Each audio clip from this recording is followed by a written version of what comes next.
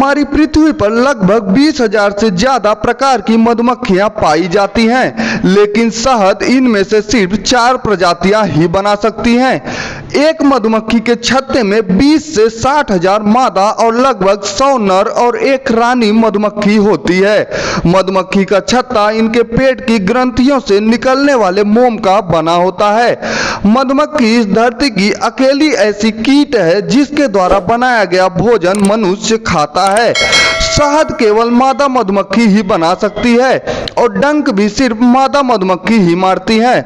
नर मधुमक्खी केवल रानी मधुमक्खी के साथ सेक्स करने के लिए पैदा होते हैं। नर मधुमक्खी यानी ड्रोनेस का कोई पिता नहीं होता, बल्कि सीधा दादा या माता होती हैं, क्योंकि ये अंडों से पैदा होते हैं। ये वो अंडे होते हैं जो रानी मधुमक्खी बिना किसी नर की सहायता के स्वयं अकेले पैदा करती है, इसलिए इनका पिता नहीं होता, केवल माता होती हैं। शहद में फ्रूट्स की मात्रा ज्यादा होने की वजह से यह चीनी से भी 25% ज्यादा मीठा होता है। शहद हजारों साल तक भी खराब नहीं होता। यह एकमात्र ऐसा फूड है जिसके अंदर जिंदगी जीने के लिए आवश्यक सभी चीजें पाई जाती हैं। रानी मधुमक्खी पैदा नहीं होती, बल्कि यह बनाई जाती है। रानी मधुमक्खी 5 से 6 दिन की होते ही सेक्स करने लायक हो जाती है।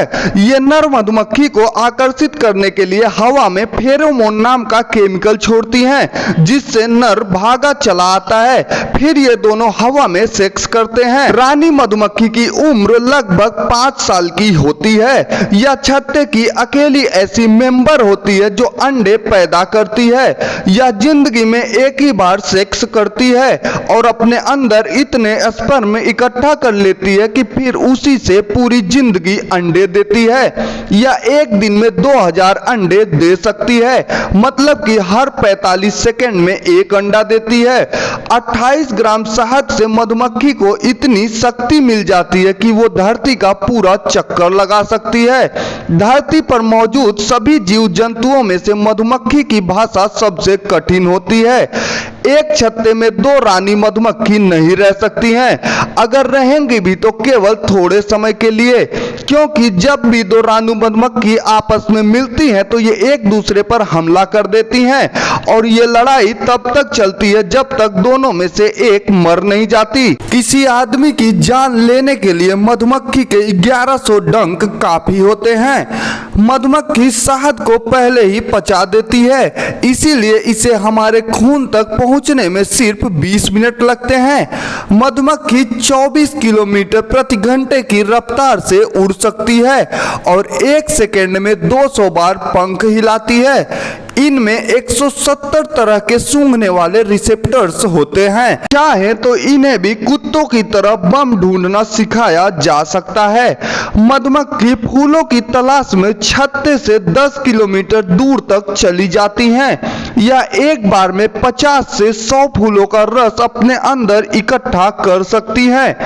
1 किलो शहद बनाने के लिए पूरे छत्ते को लगभग 40 लाख फूलों का रस चूसना पड़ता है और 9000 मील उड़ना पड़ता है।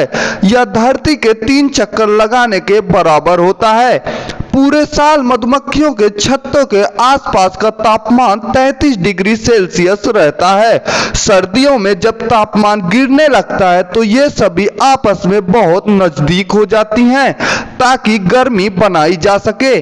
गर्मियों में ये अपने पंखों से छत्तों को हवा देते हैं। आप कुछ दूरी पर खड़े होकर इनके पंखों की हम जैसी आवाज सुन सकते हैं।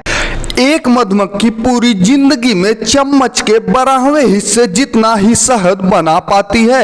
इनकी जिंदगी 45 दिन की होती है और नर मधुमक्खी सेक्स करने के बाद ही मर जाते हैं, क्योंकि सेक्स के आखिर में इनके अंडकोश फट जाते हैं। मधुमक्खियां मौजूदा रानी के अंडे को फर्टिलाइज करके मोम की 20 कोशिकाएं तैयार करती हैं। फिर युवा नर्स रानी मधुमक्खी के लार्वा से तैयार एक विशेष भोजन जिसे रॉयल जेली कहा जाता है की मदद से मोम के अंदर कोशिकाएं निर्मित करती है। यह प्रक्रिया तब तक जारी रहती है जब तक कोशिकाओं की लंबाई 25 mm तक ना हो जाए। 9 दिन के बाद ये कोशिकाएं मोम की परत से पूरी तरह ढक दी जाती हैं। आगे चलकर इसी से रानी मधुमक्खी तैयार होती है। रानी मधुमक्खी एक खास तरह का केमिकल जिसे हम फेरोमोन्स कहते हैं, इसे निकालती रहती है। जब यह मर जाती है तो काम करने वाली मधुमक्खियों को इसकी महक मिलनी बंद हो जाती है, जिससे उन्हें पता चल जाता है कि रानी या तो मर गई है या तो फिर छत्ता छोड़कर चली गई है। इसकी मौत के बाद काम करने वाली मधुमक्खियों को सिर्फ 3 दिन के अंदर कोशिका निर्माण कर नई रानी मधुमक्खी बनानी पड़ती है। इसके बारे में एक खास बात यह भी है कि मधुमक्खी एक ऐसा जीव है जिसकी 5 आंखें होती हैं। अगर धरती पर से सारी मधुमक्खियां खत्म हो जाएं तो धरती पर से मानव प्रजाति भी धीरे धीरे खत्म हो जाएगी, क्योंकि धरती पर मौजूद 90% खाद्य पदार्थ के उत्पादन करने में मधुमक्खियों का बहुत बड़ा योगदान होता है। दोस्तों, जानकारी कैसी लगे कमेंट करके जरूर बताएं। वीडियो अच्छी लगी हो तो वीडियो को लाइक, शेयर और चैनल को सब्सक्राइब करें। मिलते हैं अगली वीडियो में।